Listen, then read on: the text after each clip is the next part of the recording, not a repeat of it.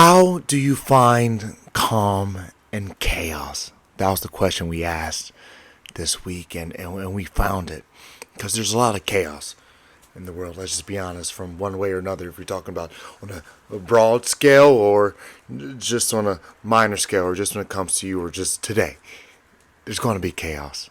Cool thing is there's going to be calm as well. Now, we have a group, a philosophy group that meets every week, and this week, having calm and chaos was the topic. And so we split up. We split the group up. Half was calm, half was chaos, okay? And so somebody presented a chaotic moment, then we presented calm as well. Here's how that went. So there was a lot of chaos in doing this. It was fun. The chaotic moments you may resonate with. One of them was social anxiety. Now, everyone at some point to some degree has or has experienced social anxiety. It just happens. It's going to happen. But there's ways to work past that. So it's by when you have that feeling of chaos, when you have that feeling of social anxiety, replace it with the feelings that you wish to have in that moment. Let it be hopefulness. Let it be positivity. Let it be just focus on the task at hand by being present. And a good tip that we have for that one, that we came to for that one, just realizing that people are never focused on you. Or people are always more concerned about themselves. You know, when they say what they say about bees and things that I never trust, but I do believe this. Like when bees, like they're more scared of you. Bees are more scared of you. They even say that about sharks. Like they're more worried about you. People are wild. If it's true about them, it's even more so true about people. They're more worried about themselves. They are more worried about themselves than anything they could be worried about you.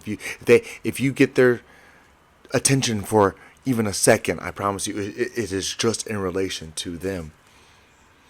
And they're still going right back to being focused on them. So social anxiety, focus on you and what you like to focus on. Replace that feeling.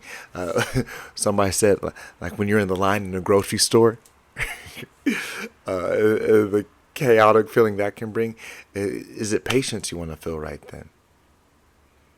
Is it joy? Is it abundance just for being in the line and getting things? What do you want to feel? And then people are never focused on you.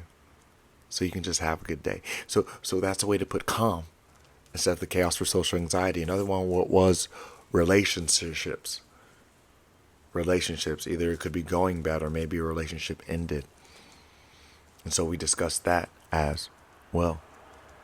And I don't want to disregard anyone's feelings, because feelings, the body can't tell the difference. It's going to sound crazy, but it's true, between physical pain and emotional pain. So when you're going through that emotional pain, I know it feels so real, very real, even worse than physical pain.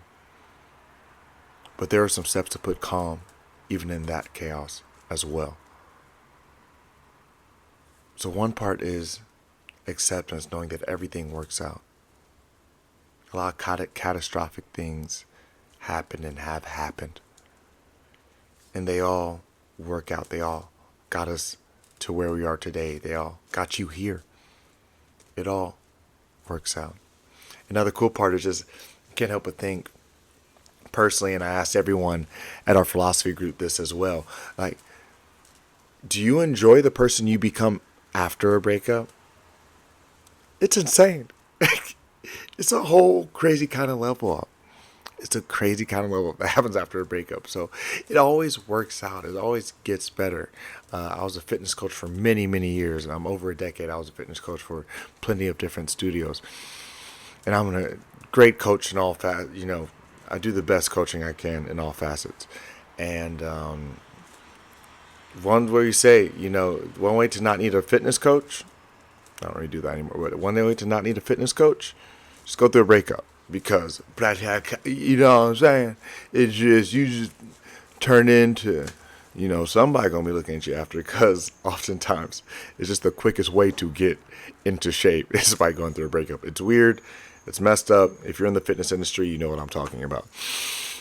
So who you become after is amazing and also perfect and it always works out. On a much broader, more serious note, not sure your feelings, but I know my feelings on this for sure. And just the story of Jesus, that Jesus died, and that should have been the worst. That was the worst. But then he came back, and as one of my mentors explained to me, what the story of Jesus shows us is that the worst is never the end. The worst is never the end. So if you're going through a moment or relationship or a time where you just feel like it's at your worst, that's a sure sign of showing that the worst is not the end, that it's not over with, that it's going to get better.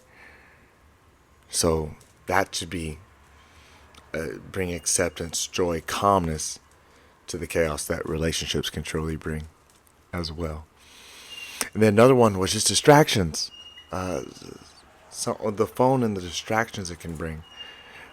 There's sounds outside right now. The distractions, they're everywhere. But something that can help with distractions for sure is intention. Making sure you're focused on the most beneficial thing.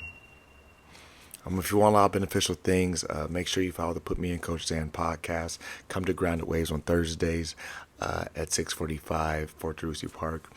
That's where we have our philosophy talks. If you just want to learn how to stay focused amidst the distractions. Either way, when distractions, staying focused is going to help. Knowing why you do everything you do. So the distractions comes the phone, and that can pull you any which way. And so what we said last night at Grounded Waves, that philosophy group, was make sure you're using your phone and the phone's not using you. Okay. Personally, I have a notebook that is attached to my phone. Like they're married. Notebook and phone are married. Whenever I set my phone down, notebook's on top of it. And I don't go in to my phone. I don't touch my phone without writing down my notebook what I'm going to use it for. Because I have extreme ADHD. I will get distracted. So having a system in place to make sure you focus on the right things. I don't touch my phone first. I grab a book first. I grab some water first. And so then it's setting up your day, setting up your interests, setting up your focus to make sure instead of focusing on the chaos, instead of getting distracted by the chaos, you are focusing on the calm and basking in the calm and not the chaos. Yesterday we ended up with a quote that might resonate with you. It's not a quote, more so an idea. So in the water can be chaotic. The ocean, the water can be chaotic. There can be a tsunami in the ocean. Chaos everywhere. Destruction, debris. It's crazy. Crazy thing is, if you go deeper, you may have to go real deep, but if you go deeper, you'll still find calm. No matter how crazy it is on the exterior in the world, or how crazy everything feels that's coming your way, it can feel chaotic for sure. For sure, there's chaos, distractions, anxiety, all this stuff, for sure. But if you go deep enough, it's always calm. And that's very important to realize, because the calm is always available. Sure, chaos is always a choice too, but calm is always available. There's never a moment where it's not there. You just have to be willing to go deep enough to find that calm. But it is present. So those are some ways to stay calm in the chaos. Like, share, subscribe. If you're just seeing it, I just love y'all. I'll see you somewhere for sure.